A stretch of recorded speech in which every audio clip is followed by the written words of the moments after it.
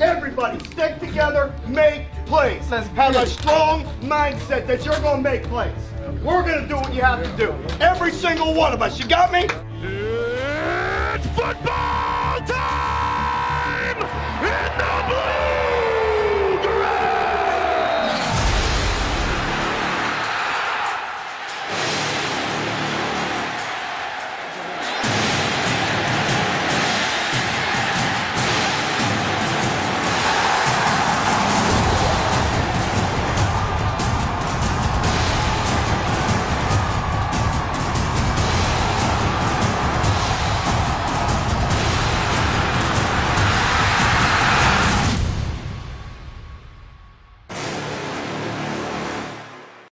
Supported him, sorry ass motherfuckers, and I'm tired of it.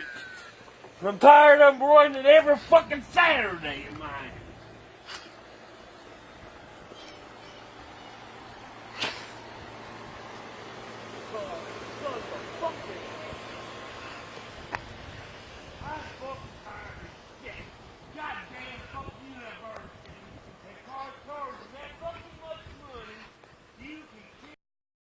Motherfuckers off too.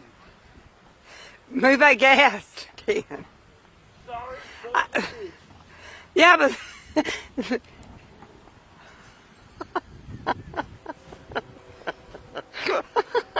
Man, here's a ball you can go fucking to.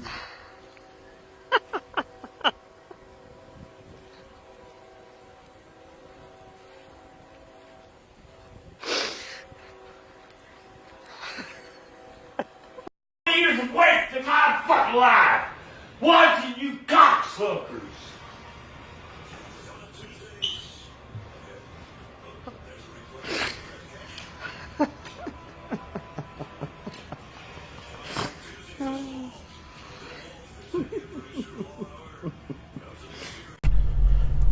Hey, welcome back here to Big Blue Roadshow. Be here. We're going to discuss a little bit of week one here. But first and foremost, we got to start off with the whole Vols. Tennessee.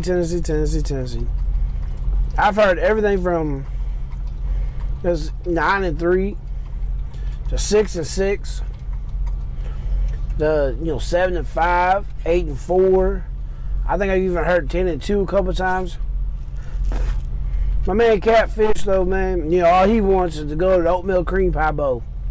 That's all he wants. I didn't watch the game. I didn't see none of the game. I seen score updates. I may have seen a couple of highlights here and there off of ESPN or Sports Center Saturday night. Or, some here and there. I got to watch a little bit of the Alabama-Louisville game. But anyways, going back to the Tennessee game, I'm not trying to skip off here. I think it's when I think the Louisville-Alabama game and the Notre Dame-Michigan game, I want to call it second half of it because I came back from Lexington from the Kentucky game. But I think that's when I seen the highlights for the Tennessee-West Virginia game. Was in some of that, but I have no comment on it. I actually thought it would be a little worse. I never really thought Tennessee would be in the game, and from what I understand, Tennessee was actually even what I saw, score wise, just kind of watching the scoreboard at the game up in like at Kroger Field. It seems like Tennessee kept it close for a little bit. But, that's all I know. I heard Uncle Lou earlier. He talking about the Tennessee center looked like, bad. That he was owned all game by West Virginia nose tackle. But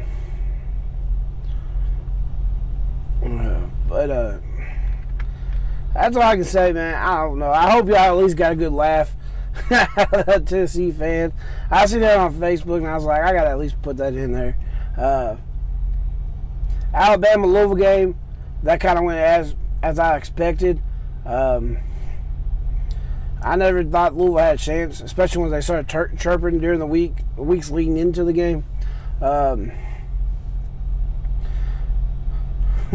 I gotta say about that part is, even last time Kentucky played Alabama, what was it, three years ago now?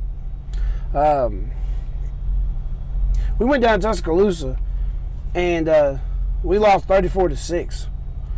We didn't give up no 51 points, and we sure in the hell didn't lose 51-14. We only scored 6 points, and I mean, from what I, Louisville Alabama game was kind of hard to watch because it was just a blowout from the time I got home. When I got home, Alabama was right up 28-0. But so I have nothing on that either. Notre Dame, Michigan, I was kind of surprised in seeing that. I watched a lot of that game.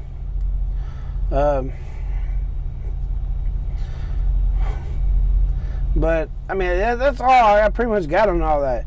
I mean, I seen Penn State, escaped Appalachian State on the 11th year anniversary of when Appalachian State actually beat Michigan. Michigan State, they struggled against Utah State.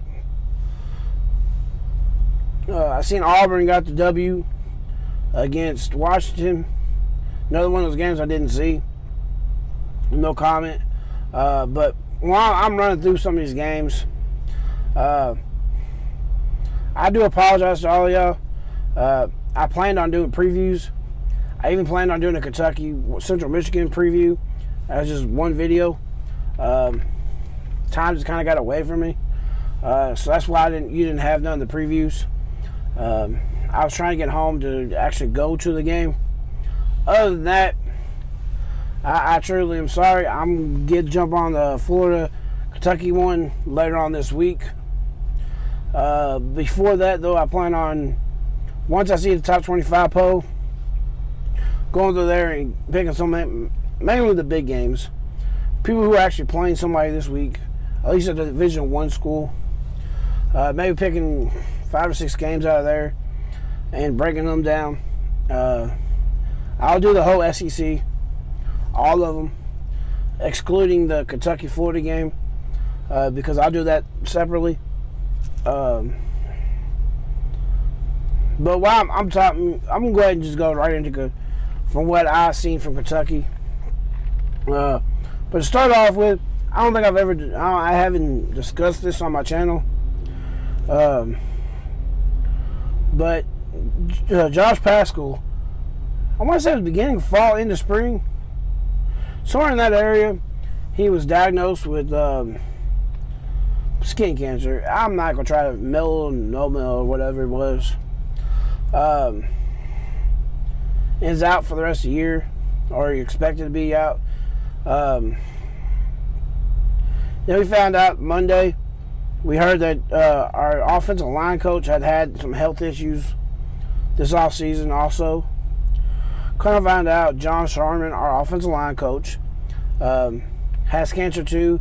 He's been doing treatment and been at practice every day.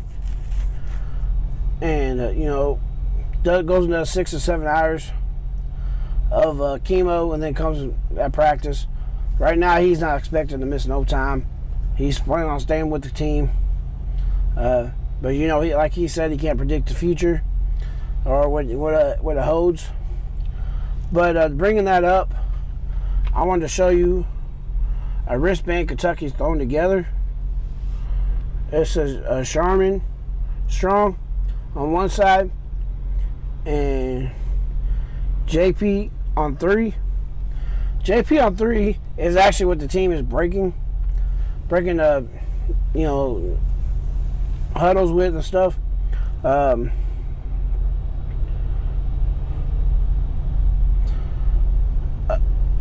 also on the back of the helmets. If you look, they say JP and JS. It's a memorial, it's how they're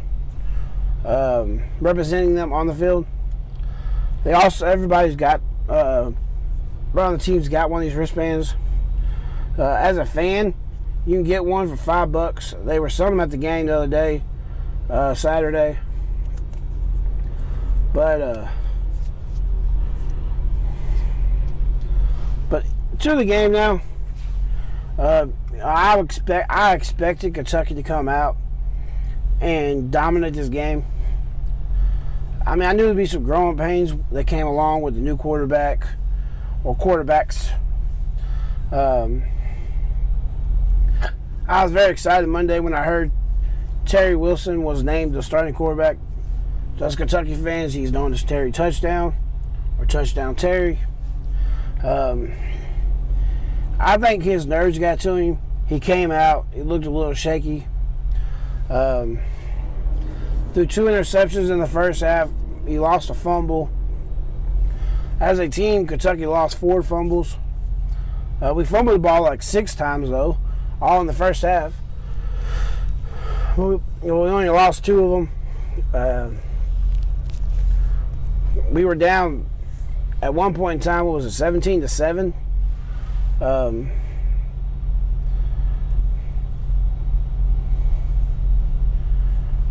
Before Benny Snell broke off his long run and scored a touchdown.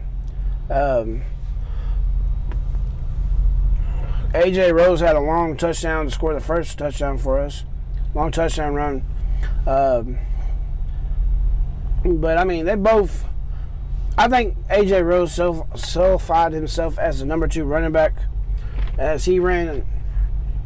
I think he ran for a little over 100 yards. Benny Snell at 125 yards. AJ Rose had 8 carries, a little over 100 yards. Both Benny and AJ both had 2 touchdowns apiece. Terry Wilson did get injured going around the, what was it, like 2-minute mark or something like that? Cause we got the ball back with a minute and went and scored, so right around the 2-minute mark. He threw his second interception. It didn't look too good because he actually was holding his shoulder, and he went off to the locker room at halftime. He went in before the team. And he had his arm, all stable against his body. So I wasn't too sure exactly what happened, or if we were going to see him again. But Gunnar Hope came in, let a touchdown drive down. We took the lead 21-20 going into halftime. This game, for the most part, looked, a part of an upset happening right in front of our eyes. Ready to say that's Kentucky football. It's so Kentucky. When we came out the second half, Gunnar Hope got to start. Stoops said Terry Wilson was actually ready to go, but Gunnar deserved to get the second half nod after coming in to lead in a touchdown drive. So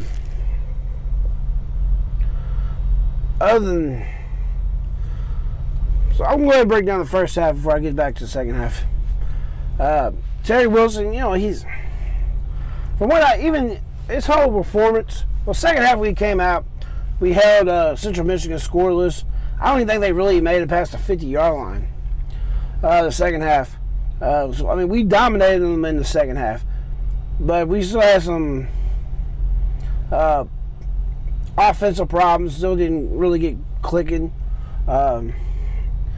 We need that this weekend against Florida.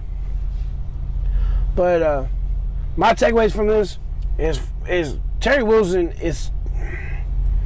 didn't exactly live up to all the hype, but you saw flashes of what the hype is around him. He also, his knocks coming in from JUCO he's turnover prone. 3 turnovers, 2 interceptions, 1 fumble.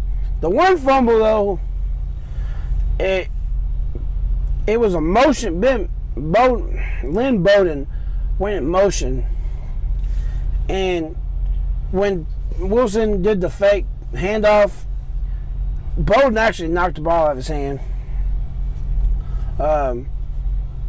I seen Eddie Grant giving Bowden, Terry Terry an earful. Lynn Bowden actually came over and said it was actually my fault.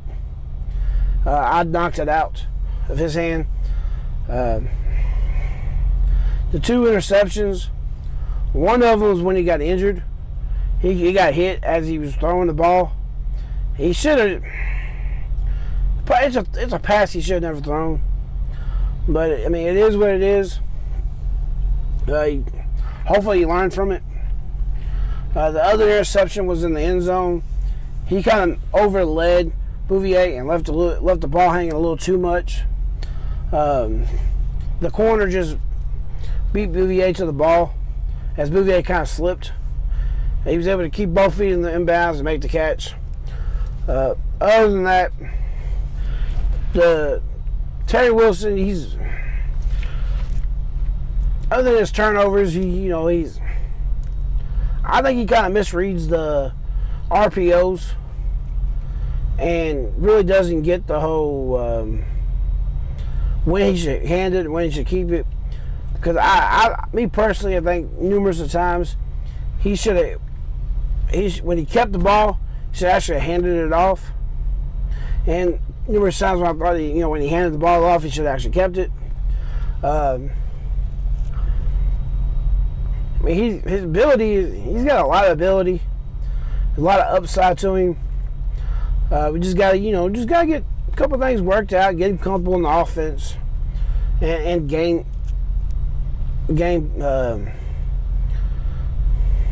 atmosphere. Actually, in game, I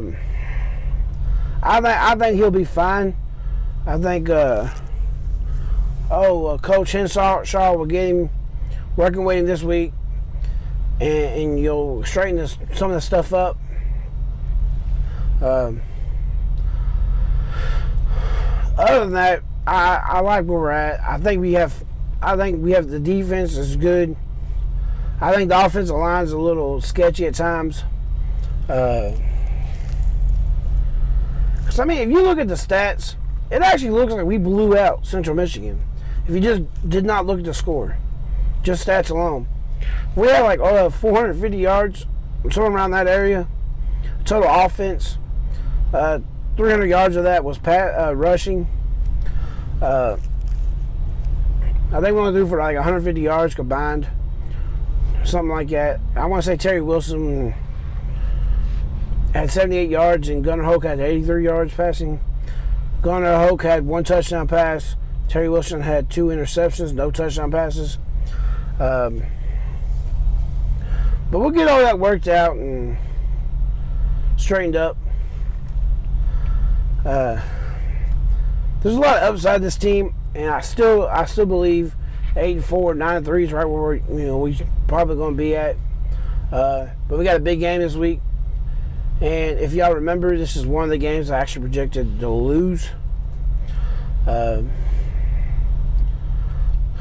caught a little bit of the Florida game, and I don't think they're totally impressive though either. Other than that, I'm just going to jump off here because it's getting a little long video here. But stay tuned. I do plan on having a top 25, some of the big games in there. Have pick a couple of the games out of there and break them down and preview them. I'm going to preview all the SEC games, give you my prediction game by game. I know I did a preseason preview of everybody's schedule. We'll see how I look. Now we're getting into the mix of football season. I had a fly in here. I'm sorry. But we'll see. Anyways, thanks for tuning in. If you ain't already done so, please subscribe to my channel. Catch my next video, and you'll see all the rest of my videos of the season. Like, subscribe, hit the like button up there. Share with your friends and fellow fans. I'm sure I'm saying something that y'all don't agree with. There's a comment section down below. I mean, we can talk smack down there, or you can go find me on Facebook. And it's on there is B Sports Report. They won't let me change my name, so it's just I guess it's just going to stay. But you can find me on Twitter at Big Blue Roadshow. You can also find me on Instagram at Big Blue Roadshow. But anyways, I'll see y'all later in the week. Till next time, peace.